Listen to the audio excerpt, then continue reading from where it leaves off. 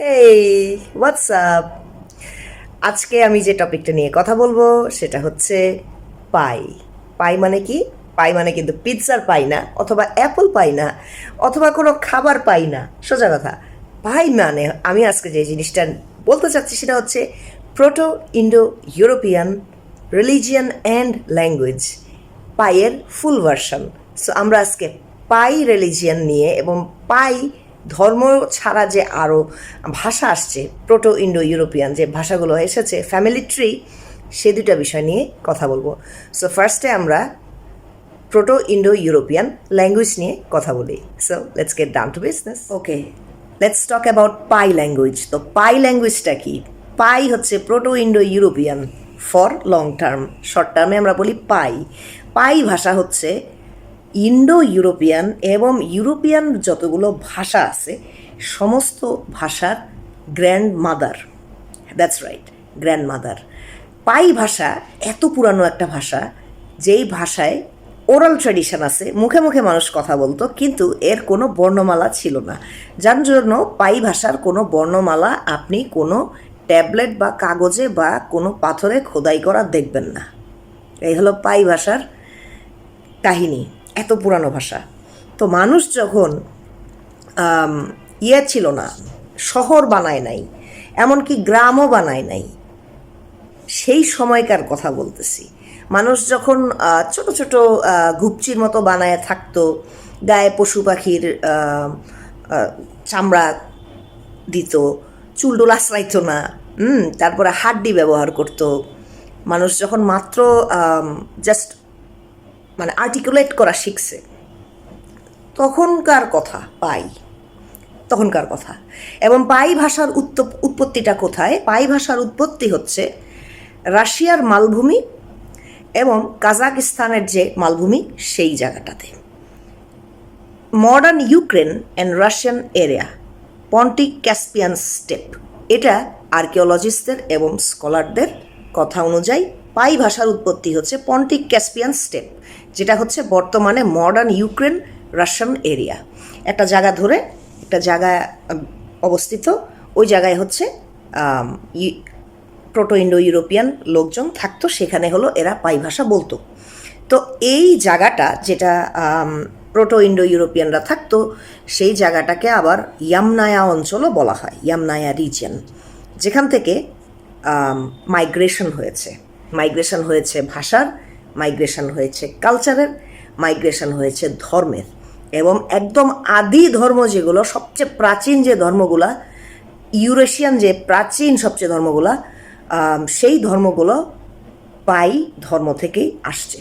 পাই ধর্মটা ইউরোপ আর এশিয়ার মাঝামাঝি জায়গায় ডেভেলপ করার কারণে এবং পরবর্তী সময় ইউরোপে পাই স্পিকিং পিপল এবং পাই ধর্মে বিশ্বাস করা মানুষ ইউরোপে ছড়িয়ে গেল, এশিয়াতে ছড়িয়ে গেল।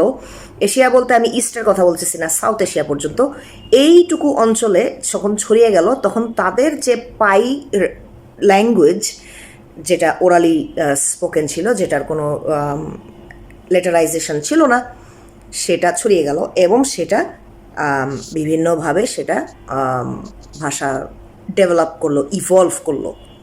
পাই অঞ্চলের মানুষজন, ইয়ামনায়া রিজনের মানুষজন, পাই লোকজন যখন ইউরোপে ছড়িয়ে গেল, তখন তারা কি করলো? তখন তারা বিভিন্ন জায়গায় যে সেটেল করলো, রাইট?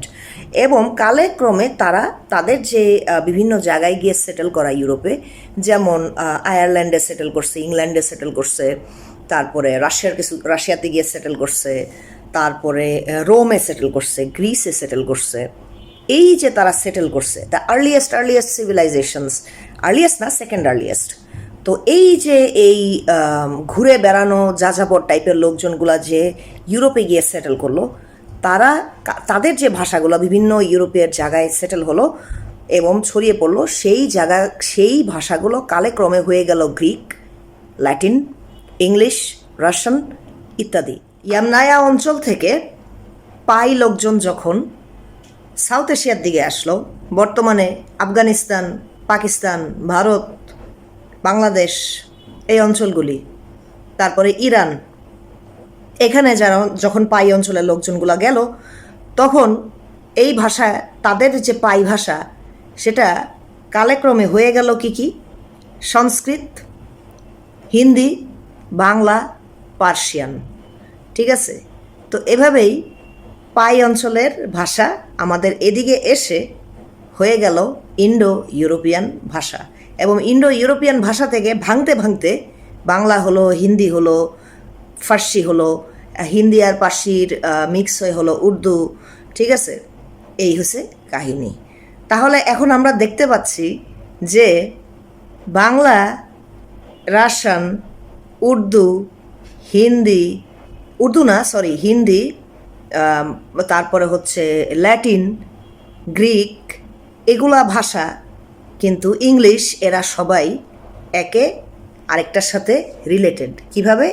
কারণ তাদের গ্রেট গ্রেট গ্র্যান্ডমাদার হচ্ছে ওই প্রাচীন পাই ভাষাটা, যেটা ভাঙতে ভাঙতে বাচ্চা দিতে দিতে আজকে আমরা বাংলা ভাষী হয়েছি, কেউ ইংরেজি ভাষী হয়েছে, কেউ রাশিয়ান ভাষী হয়েছে, কেউ পার্সিয়ান ভাষী হয়েছে, কেউ হিন্দি হয়েছে, কেউ গ্রিক ভাষী হয়েছে, কেউ ল্যাটিন ভাষী হয়েছে, কেউ রাশিয়ান ভাষী হয়েছে। এই তো বাংলা কিন্তু সেদিক দিয়ে হিসাব করলে বাংলা অনেক পুরানো একটা ভাষা। বাংলা অনেক পুরানো। বাংলার ইমিডিয়েট মাদার হচ্ছে সংস্কৃত, এবং সংস্কৃতের মা হচ্ছে ওই প্রোটো ইন্ডো ইউরোপিয়ান ল্যাঙ্গুয়েজটা। তাহলে আমরা বাংলা ভাষা নিয়ে বেশ গর্ব করতেই পারি যে আমাদের ভাষাটা অনেক ঐতিহ্যময়ী একটা ভাষা, অনেক রিচ একটা ভাষা। আমাদের ভাষার মধ্যে অনেক অনেক অন্যান্য ভাষারও অনেক ইনফ্লুয়েন্স আছে, এবং আমাদের ভাষার জন্য আমরা শুধু লড়াই করি নাই, আমরা জিতছিও। আর আমাদের ভাষাটা একটা পাই ভাষার ফ্যামিলি ট্রির মেম্বার, একটা family member of the pi language. Eurasian ভাষার মধ্যে বাংলা ভাষাটাও পড়ল। তো এই ছিল পাই ল্যাঙ্গুয়েজ নিয়ে কথা বলার উদ্দেশ্য, যে বাংলাও একটা পাই ভাষার রেজাল্ট।